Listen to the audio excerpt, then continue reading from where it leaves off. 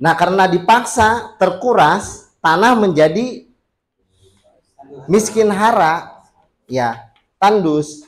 Nah, berarti kita, nah mata pelatihan yang tadi Pak Andi itu melihat dari sisi terkurasnya unsur hara. Unsur hara apa yang terkurasnya itu? Nah, sekarang saya dari macam-macam pupuk ini bagaimana kita menyediakannya? Betul nggak? Ya, kita harus tahu pupuk itu apa saja yang ada di dalamnya, gitu ya. Tadi sedikit sudah diulas, bahkan diulas banyak juga. Mungkin ini agak overlap ya antara satu dengan lainnya, nggak bisa terlalu secara tegas dipisahkan yang mata pelatihan sebelumnya dengan sekarang ini juga masih cukup terkait gitu. Nah, di sini untuk mata pelatihan macam-macam pupuk ini Bapak dan Ibu diharapkan bisa menjelaskan pupuk organik dan pupuk anorganik. Anorganik dulu ya. Bisa menjelaskan saja. Mungkin ini kan kalau menjelaskan itu tidak dipraktikkan. Jadi hanya bisa menjelaskan untuk apa itu pupuk organik dan pupuk anorganik. Ya. Jadi sumbernya itu bisa dua. Sumber unsur hara yang dari kita sediakan untuk tanaman itu bisa dari pupuk anorganik atau pupuk yang kimia ya, yang dipabrikasi, yang dibuat di pabrik secara massal gitu. Kemudian ada juga pupuk anorganik, dan ini sudah sering kita dengar tentunya ya. Kira-kira dari pupuk anorganik dulu, siapa yang belum tahu pupuk anorganik? Siapa yang belum tahu? Kalau urea tahu Bapak? Oh, anorganiknya apa gitu. Tapi kalau jenisnya udah tahu mungkin ya. Oke.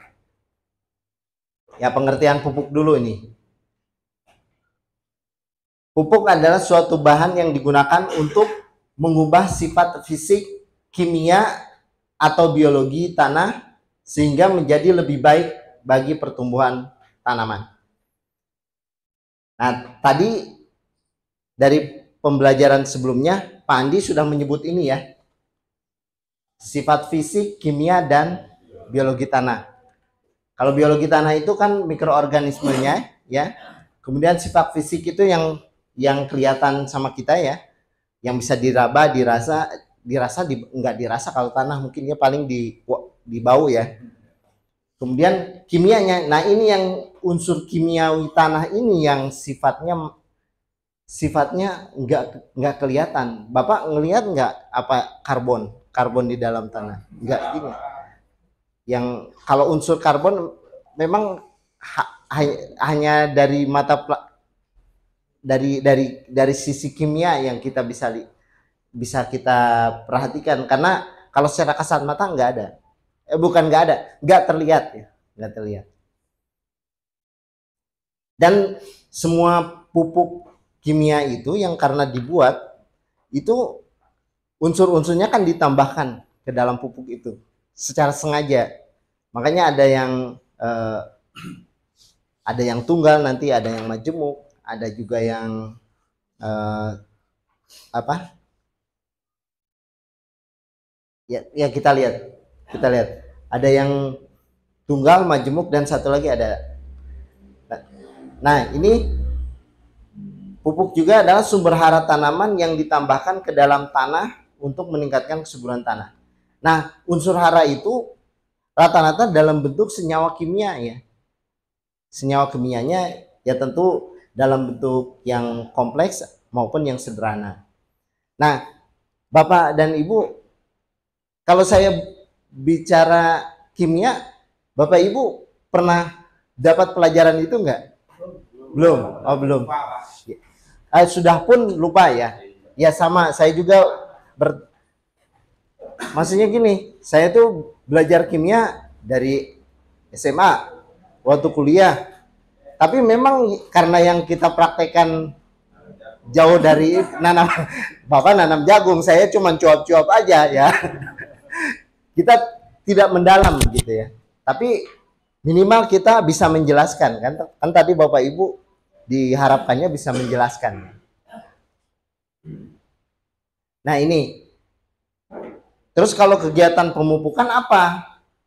Yaitu pemberian atau penambahan zat hara pada tanah. Jadi kita penyediaan ke zat hara ke dalam tanah yang dibutuhkan oleh tanaman, betul nggak? Sehingga produktivitas hasil pertumbuhan dan regenerasi tanaman dapat berjalan dengan baik sesuai harapan.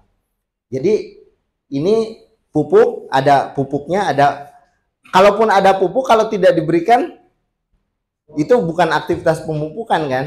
Kita hanya menyetok aja, ya betul nggak? Nah ini macam-macam pupuk. Nah pupuk anorganik itu ini adalah pupuk yang dibuat melalui proses pengolahan oleh manusia dari bahan-bahan mineral, ya. Misalnya TSP. TSP itu apa?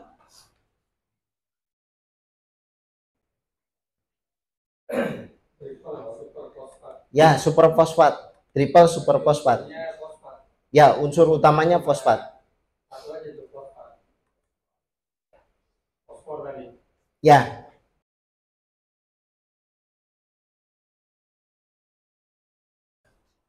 Nah, ini tri superfosfat. Berarti unsurnya hanya lebih cenderung tunggal karena fosfat ini. Ya, unsurnya hanya fosfat. Ini disebut juga tunggal. Ada yang menjemuk ini anorganiknya. Jadi ini dari ada berapa? Ada berapa unsur? 3 ya. Nitrogen, fosfat dengan kalium. Kalau urea nitrogen. Oh, Bapak pinter ya. Mantap. Oh, pernah. Iya betul, sering pakai. Itu ada unsur nitrogen di dalamnya. Kemudian kalau Za bukan zinc. Kalau nih, kita lihat ini amonium. Amonium itu unsurnya nitrogen juga. Ya. Nah, ini berdasarkan sumber pembuatannya ya. Kalau ini dibuatnya secara pabrik, kira-kira menurut Bapak yang pengetahuan umum aja. Kalau sumber-sumber mineralnya itu dari mana dibuatnya? Ya pabrik itu ya dari mineral juga, ada yang dari batu gamping itu untuk kalsium kan, misalnya batu, dan memang itu unsur-unsurnya dianalisis secara kimia, tidak kasat mata seperti kita ya. Itu proses-proses kimia yang dilakukannya. Nah, ini berdasarkan asal pembuatannya. Nah, sekarang kalau pupuk organik itu bisa dibuat dari apa saja? Ya, kohe itu sisa metabolisme. Metabolisme itu apa? Metabolisme itu semua proses-proses untuk menghasilkan energi sebenarnya. Ya, kita sumber energinya dari makanan. Nah, sisa-sisanya itu kohe itu. Termasuk hewan juga demikian. Terus ada juga yang dari organ hewannya. Dari organ hewannya itu ada yang di beberapa tempat yang punya peternakan ini hewan ya, ada yang darahnya digunakan untuk ini, untuk pupuk juga. Ada yang darahnya, ada yang tulang, betul, ada tulang untuk tambahan kalsiumnya. Hanya penggunaannya mungkin kalau di kita ya karena sumbernya yang beda-beda tiap lokasi Pak ya. Kalau di sini banyak tongkol jagung mungkin kan, kalau di sini tapi belum dimanfaatkan ya sayangnya. Ya. Oke. Kemudian kalau tumbuhan, nah yang bahan organik dari tumbuhan mungkin ini yang lebih biasa kita lihat ya. Nah, ini ada kompos, ada pupuk kandang. Nah, sekarang kompos dengan Bokasi bedanya apa? Kenapa kita membuat pupuk bokasi? Bukan kompos saja. Cara pengolahannya ya. Lebih apa kalau kita bokasi?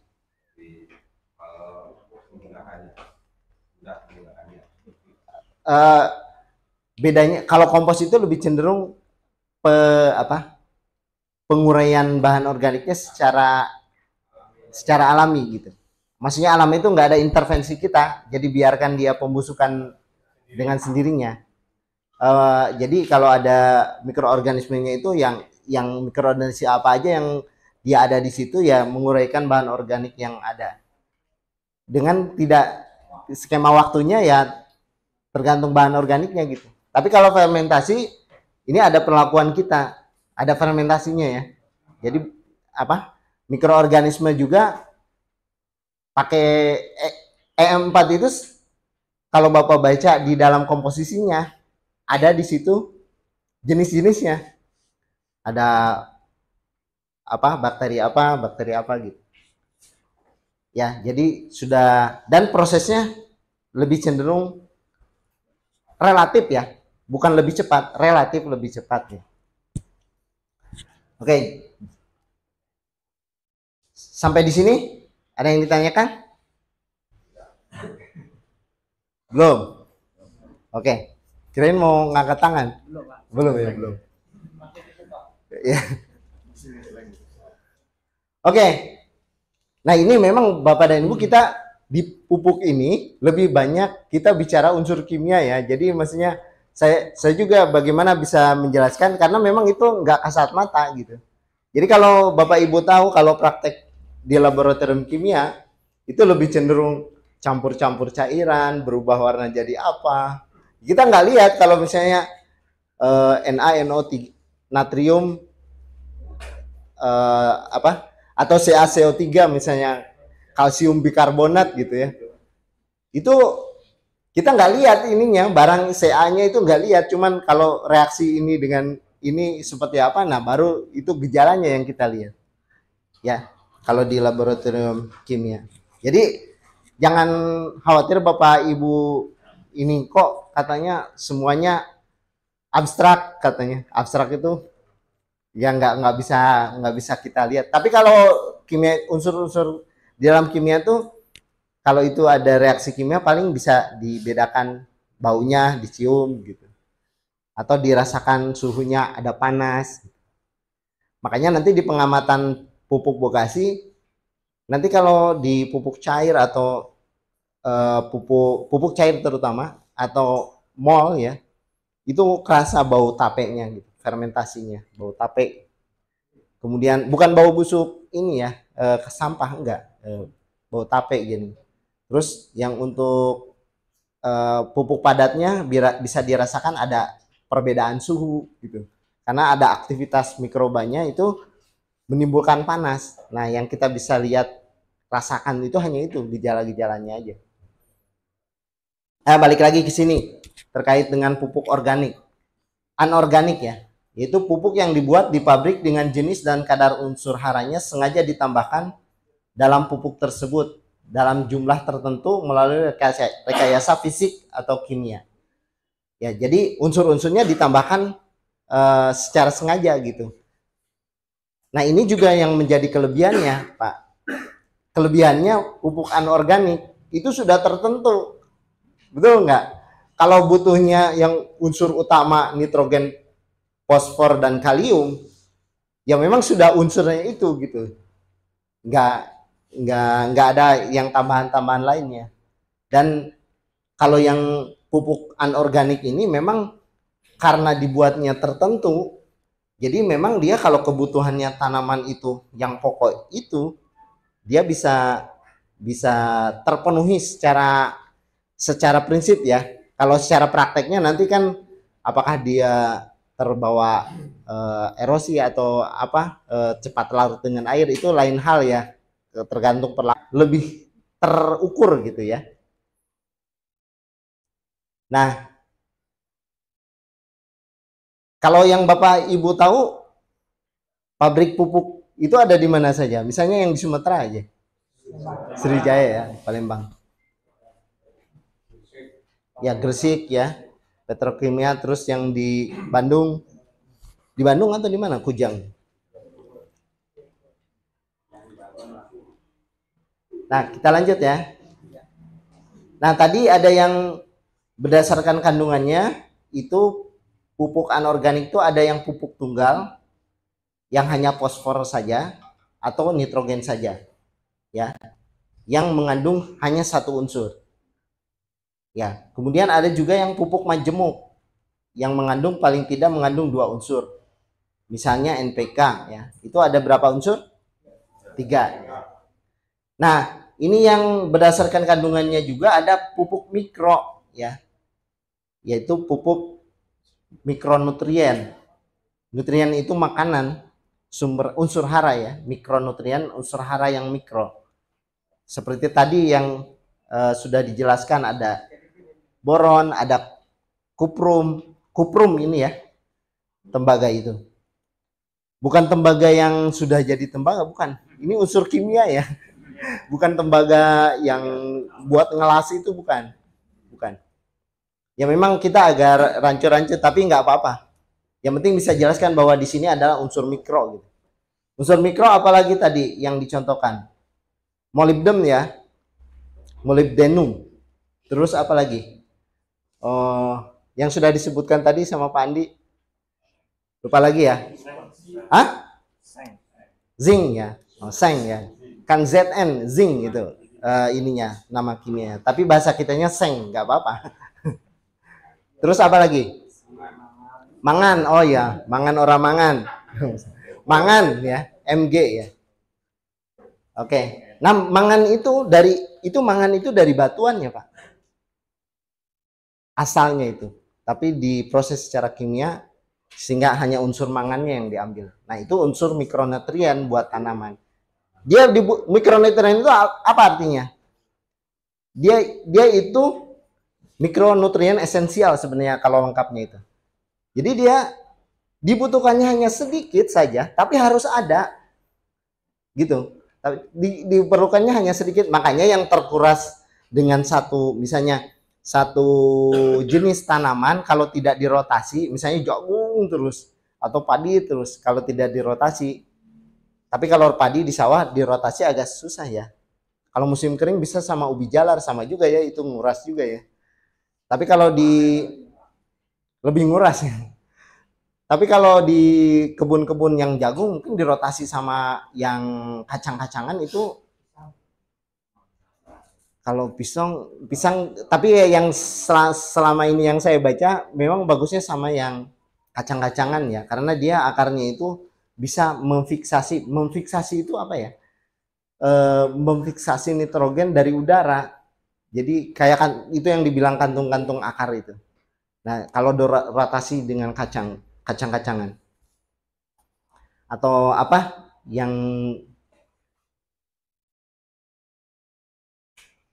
agak lupa kalau mau disebutkan ya, kembali lagi mikronutrien itu dia harus ada, tapi walaupun dibutuhkannya sedikit tapi harus ada. Nah, ini berdasarkan kandungannya pupuk anorganik ya, ini anorganik. Nah, ini kita lihat kelebihan dan kekurangannya. Keunggulannya, pupuk anorganik itu mudah dalam transportasi, betul ya, mudah ngangkutnya ya.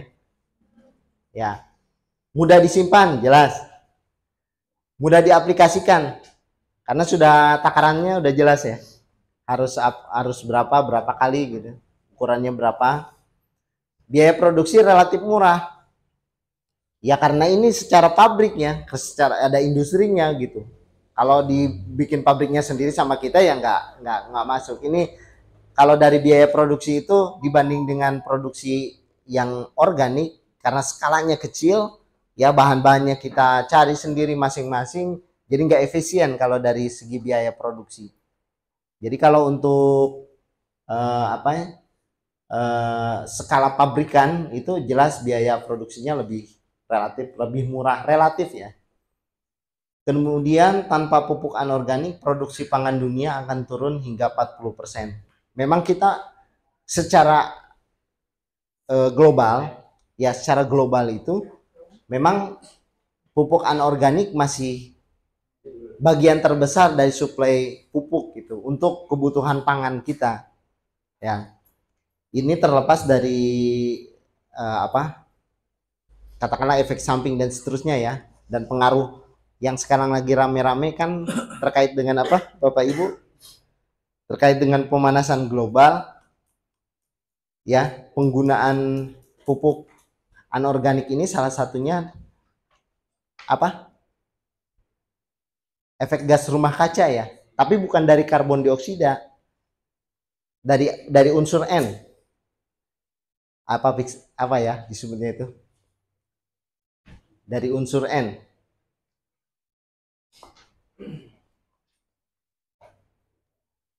Nah, kemudian kelemahannya tidak menambah humus dalam tanah.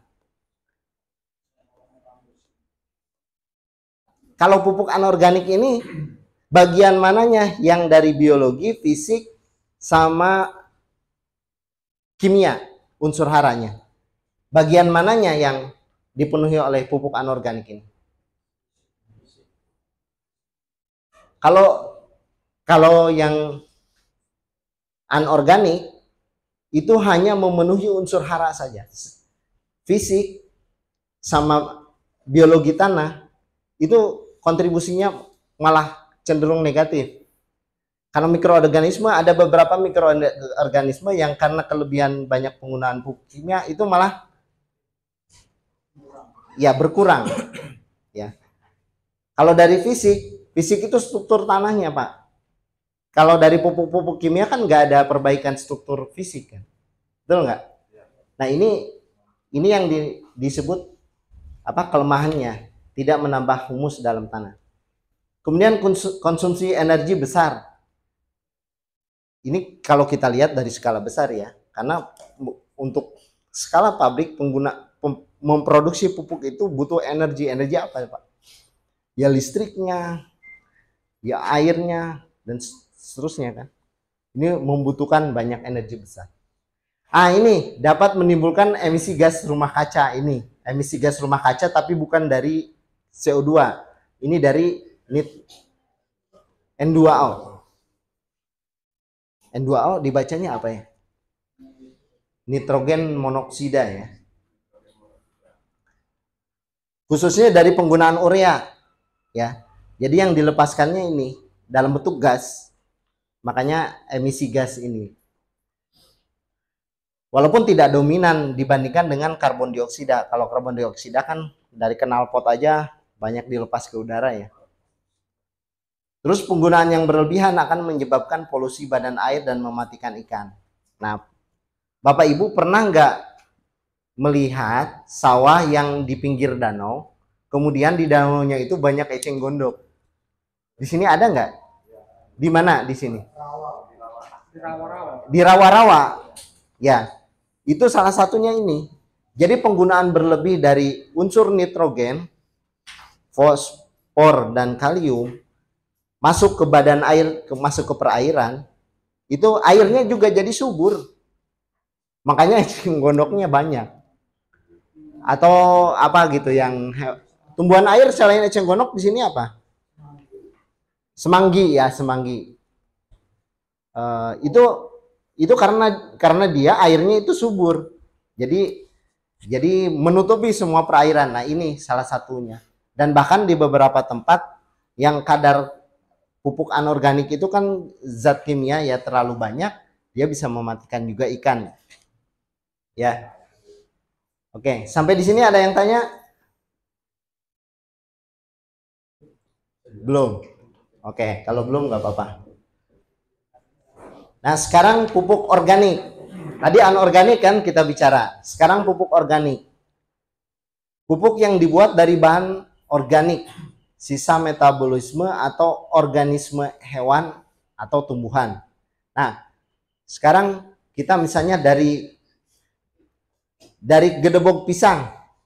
Itu dari apanya? Sisa metabolisme atau dari organismenya? Jadi dari organismenya, karena itu dari makhluk hidup pisang kan. Ya, batangnya pisang. Nah, kemudian kalau kita buat pupuk dari kohe, itu sisa metabolisme ya. Kemudian kalau dari pupuk cair dari urin, sisa metabolisme ya. Oke, jadi sudah bisa dibedakan ya. Nah, kalau organ hewan itu yang tadi disebutkan, yang dari tulang, kemudian dari darah, kemudian dari bahan-bahan yang tidak dimakan, banyak yang tidak dimakan kan. Kalau dalam skala besar di pemotongan hewan seperti jeroan juga banyak yang tidak termanfaatkan. Mereka bisa bisa digunakan untuk bahan pupuk organik juga. Hanya memang beda ya Bapak Ibu kalau membuat pupuk organik dari sisa metabolisme kecuali kotoran. Kalau kotoran kan khas ya baunya, tapi kalau yang dari sisa-sisa organ itu ya kecuali tulang mungkin ya. Ya memang baunya, termasuk yang dari sisa-sisa ikan itu ini lumayan, dan dapat berbentuk padat dan cair ya ini. Nah, pupuk organik itu sebagai penyeimbang dan penyedia hara. Maksudnya apa? Ya, menambah kesuburan. Karena tadi penyeimbang itu selain unsur haranya, dia teksturnya juga ya. Teksturnya. Kemudian apa namanya lagi selain tekstur? Penyetabelannya misalnya gini. Kalau pupuk anorganik karena tertentu, ya itu aja yang diberikan. Tapi kalau dari pupuk anorganik itu selain unsur-unsur yang kita harapkan mayoritas ada, yang sedikit-sedikitnya juga ada gitu. Ngerti nggak maksud saya? Jadi mikronutriennya juga ada gitu. Jadi misalnya kalau siapa yang bisa kendalikan bahwa di pupuk kotoran hewan kita itu hanya ada nitrogen aja, bisa nggak kendalikan? Nggak bisa kan? Ya, jadi ada banyak unsur-unsur lain yang tidak bisa kita identifikasi, kita ada juga di situ, makanya bisa menjadi penyeimbang ya, dan penyedia sebagian unsur haranya. Kemudian pupuk organik sebagai pembenah tanah yang mampu memperbaiki struktur sehingga kondisi lingkungan optimum untuk pertumbuhan tanaman. Nah ini ya, kalau ini kaitannya dengan fisik, kimia, biologi. Fisik ya, ya. Ragu-ragu ya, ragu-ragu karena dalam hati ya. Oh fisik. Ya, oke. Peranan pupuk organik dapat meningkatkan aktivitas keragaman dan jumlah mikroorganisme tanah. Jadi semakin banyak sumber makanan di dalam tanah ya, ketika ada mikroorganisme yang tumbuh di situ, karena unsurnya beragam, itu membuat keseimbangan juga dalam populasi mikroorganismenya. Jadi tidak ada sesuatu yang dominan gitu Bapak Ibu. Jadi nggak tertentu ininya, mikroorganismenya, jadi bisa beragam ya. Kemudian peranan bahan organik dalam memperbaiki sifat kimia tanah sehingga siklus dan penyediaan hara menjadi lebih baik. Nah ini mungkin salah satu perannya ya, dan tidak menimbulkan masalah lingkungan, jelas ya. Bahkan kita menyelesaikan masalah lingkungan dari limbah-limbah itu ya. Nah makanya Bapak Ibu pernah dengar nggak begitu besarnya peranan pemilahan sampah dari tingkat rumah tangga kita. Kalau yang terasa memang di perkotaan ya, kalau sudah dicampur bahan organik dan anorganik yang plastik dan residu itu dicampur, untuk dipisah lagi itu susah Pak. Tapi kalau dari rumah tangganya udah dipisah, memang susah juga ya kalau tidak ada sarananya untuk itu ya. Tapi minimal dari perilaku masing-masing sih. Jadi memang cenderung ke perilaku kita ya. Ya, termasuk saya juga masih berat untuk menjalankan itu, ya. Tapi minimal kita tahu bahwa kalau bahan organiknya sudah terpisah, maka pada saat pengolahannya itu mudah untuk bahan pupuk organik ini. Nah, ini jenis pupuk organik ya, pupuk organik buatan ini, kemudian pupuk kandang, pupuk hijau, pupuk kompos, dan bokasi. Ini yang kita kerjakan sekarang, pupuk bokasi dengan fermentasi ya, intinya dengan fermentasi kita. Ya, kalau yang pupuk-pupuk lain melalui pengomposan secara alami ya.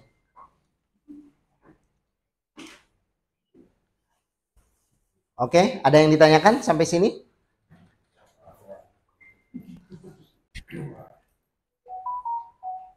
Oke, kita lanjut. Nah, ini Bapak dan Ibu. Ini adalah kandungan hara pada kotoran hewan. Ya. Jadi ingat, kandungan hara pada kotoran hewan. Jadi kenapa dibilang tadi bisa menjadi penyeimbang ya? Nggak apa-apa di foto sekarang ya, nanti walaupun nanti mau dibagikan itu filenya. Mungkin lebih penasaran ya. Nah, oh iya betul karena ada ujiannya ya. Bukan karena ada ujian sebenarnya. Ya.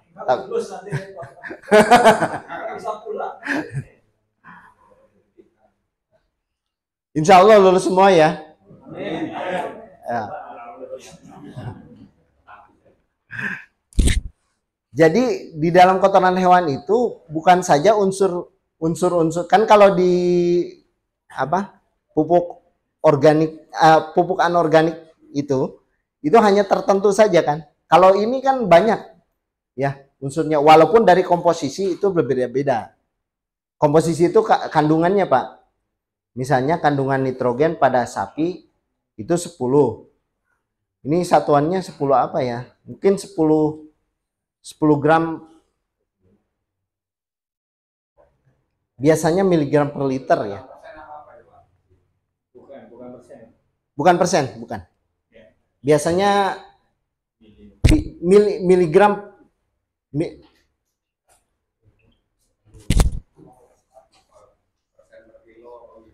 Ya, nanti kita ini ya.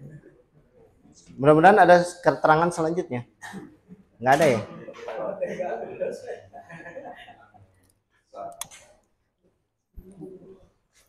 Bentar. Bukan Pak, bukan persen. Kalau persen besar sekali ini.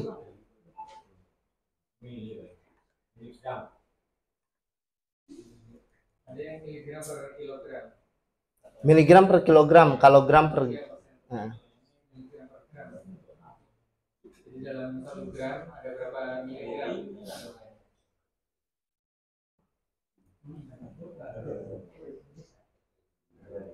Kilogram per ton, Pak.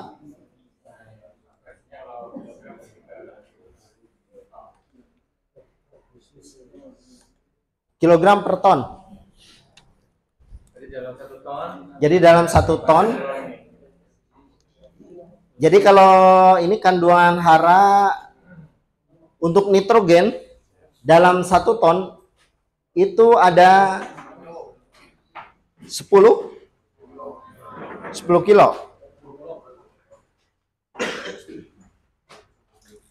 Tadi kilogram per ton ya? Iya, berarti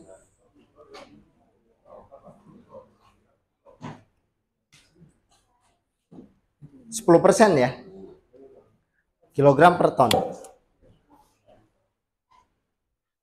Kilogram itu 1000. Ya, per 1/1000-nya. 1% ya. 10/1000 ya.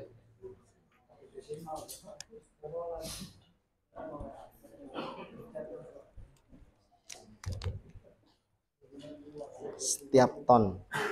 10 kilogram dalam 1 ton. Ya, untuk N. Untuk ayam 5 kilogram per 1 ton. Itu P.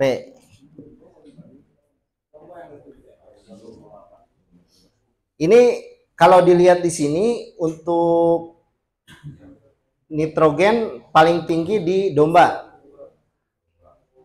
Untuk fosfor paling tinggi di ayam. Kalium paling tinggi di domba. Kalsium paling tinggi di ayam. Magnesium paling tinggi di ayam. Ya. Sulfur paling tinggi di ayam. Ferrum atau besi di ayam juga ya. Boron hampir imbang di domba, tapi nggak ada boron. Jadi unsur mikroesensialnya yang nggak ada di domba. Kuprum nggak ada di domba. Kemudian zinc juga nggak ada di domba. Oh, jadi kalau dilihat dari sini, unsur mikronya hanya magnesium, sulfur, sama ferrum. Ya, jadi untuk domba itu, untuk kuprum. Nah, ini maksud saya. Di sini memperlihatkan bahwa ketika kita melihat gejala, ingat nggak gejala yang tadi Pak Andi bilang? Kekurangan molybdum, pinggirannya menjadi kuning, bercak kuning misalnya ya gitu. Di sini MO nggak ada kan? Berarti harus cari referensi yang ada unsur MO-nya. Ya, tadi ada kasih contoh lagi, kekurangan besi apa tadi? Kekurangan Fe menyebabkan daun apa? Pucat atau kuning ya. Nah, berarti kita mau cari di mana nih? Mau kalau ada ayam berarti kita pilih ayam lebih bagus karena banyak mengandung unsur besinya. Tapi kalau tidak ada, kita cari sapi atau domba. Ya. Tapi kalau ada ayam, bisa diprioritaskan ayam karena ininya lebih tinggi. Berarti untuk menyelesaikan yang tadi kekurangan besi, zat besi, kita buat bokasinya dari sini gitu, dari ayam, bukan dari kotoran kambing. Itu yang saya maksud ya. Jadi ketika Bapak akan apa dulu nih yang Bapak butuhkan, unsur-unsurnya, dan ada di mana sumbernya. Ya. Jadi tidak, kalau semuanya ada ya bahan-bahannya sudah syukur Bapak ya. Ayam ada, kambing ada. Tapi kalau tidak ada, prioritaskan yang ada dulu, kalau enggak berarti mencari. Dan di sini dari tabel ini untuk setiap kotoran hewan itu punya unsur-unsur yang berbeda-beda. Jadi kalau misalnya kekurangan besi mengandalkan dari kotoran sapi, itu pasti kita masih kurang karena hanya 0,1 gitu. Ini gambaran kasar, tapi kan volumenya juga Bapak harus bikin banyak, betul nggak? 1 ton itu segudang di mana ya? 1 ton ada berarti 20 karung yang 50 kilo kan? Iya, ya artinya lumayan juga banyak. Sedangkan ininya hanya terpenuhi ya sekitar 10 kg. Kalau Bapak beli ke warung, ke toko pupuk, beli apa? Beli nitrogen 10 kilo berapa? Jadi berapa? 10 kali 2000 berapa? 4000, 5000. Kalau NPK aja, NPK berapa? Yang biasa beli 15.000. Mutiara, ya Mutiara. Katakanlah Mutiara 15.000. Jadi dengan uang 150.000 Bapak sudah dapatkan ini. Sudah dapatkan pupuk anorganik. Tapi kalau untuk membuat pupuk organik untuk membutuhkan 10 kg NPK, katakanlah ini 10 kilo, Bapak harus produksi 1 ton. Betul kan? Iya, jangan ketawa, memang gitu. Tapi dengan ketawanya Bapak berarti ngerti kan yang maksud saya? Perbandingannya itu kan. Tetapi yang didapatkannya juga lain, Pak. Ya. Kalau yang ini 10 kg itu hanya mensuplai zat haranya aja, kimianya aja. Untuk struktur tanah sama biologi tanah itu kira nggak ada kontribusinya di sini untuk yang anorganik. Tapi yang dari 1 ton ini walaupun susah payah ada perbaikan struktur tanah. Ya. Jadi memang untuk jangka panjang pupuk organik ini sangat menjanjikan ya kalau dari ini. Karena produktivitasnya kalau di manage dengan baik ya bisa lebih meningkat begitu. Tapi kalau perbandingannya memang ya di awal-awal mungkin ini. Jadi sebenarnya kalau ada yang mengeluh begini, saya udah gunakan pupuk organik, bikinnya seperti yang diajarkan pupuk vokasi ini, tetapi nggak ngitung ininya gitu Pak, kebutuhannya. Bapak juga harus, Bapak dan Ibu yang harus menghitung kebutuhannya ya. Ya, itu tahu yang saya maksud ini kan tertangkap Pak, Bapak Ibu tertangkap kan? Ya. Oke. Nah, sekarang di dalam pupuk organik itu juga ada yang lebih banyaknya unsur nitrogen, ada yang lebih banyaknya unsur karbon, ya. Nah, makanya ada kalau di dalam analisis tanah itu ada CN ratio ya. Jadi mana yang lebih banyaknya. Nah, ini juga tergantung dari kebutuhan yang banyak C-nya atau N-nya gitu. Tiap tanaman juga berbeda-beda. Nah, tapi dari sumbernya ini yang seperti dikatakan sebelumnya, ada yang tepung darah itu yang dari darah ya. Darah hewan maksudnya. Lebih cenderung N. Kalau dimakan haram ya. Ya. Kalau ini untuk tanaman. Kasih mecin.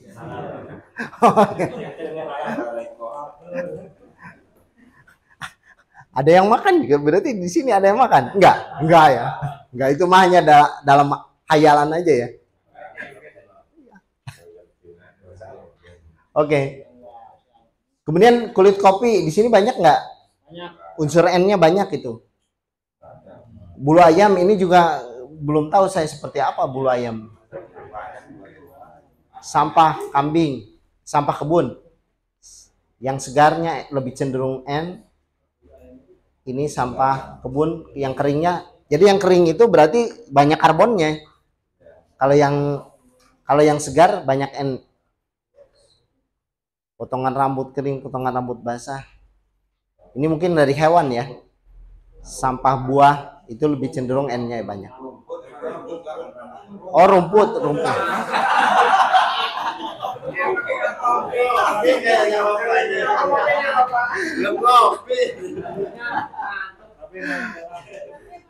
Memang ada rambut ya?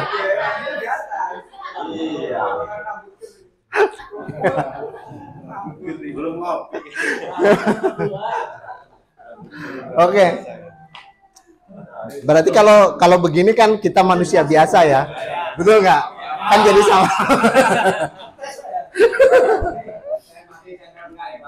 Ya, tapi bagus juga. Jadi, berarti ini tandanya memperhatikan kan? Oke. Nah, kemudian ini karakteristik beberapa jenis sampah rumah tangga ya. Memang dari sisa-sisa bahan organik itu Pak ada kelemahan dan kelebihannya. Misalnya untuk tulang. Ini dekomposisinya itu lambat. Jelas ya, Bapak dan Ibu buang tulang bertahun-tahun juga untuk jadi hancurnya lama ya. Apalagi tulang dari kaki sapi itu. Dan ini di beberapa kesempatan menarik sumber hama penyakit untuk kalau digunakan. Nah, mungkin perlakuannya yang perlu diperhatikan nanti. Kotoran hewan dapat mengandung penyakit juga ya. Ada senyawa kimia yang mudah menguap. Ya memang tidak bertahan kalau dalam kondisi kering. Kemudian arang atau briket biasanya mengandung senyawa belerang lainnya yang bersifat toksik. Nah, ingat Bapak dan Ibu, untuk belerang, belerang itu apa? Ininya kimianya? Sulfur ya. Sulfur itu kan termasuk mikronutrien ya, walaupun dibutuhkan tapi sedikit. Jadi kalau dari arang itu kalau terlalu banyak belerangnya ini juga menjadi toksik ya, menjadi racun. Kemudian sisa makanan itu lambat dekomposisi menarik binatang yaya. Ini juga kalau kasusnya di pemukiman ya.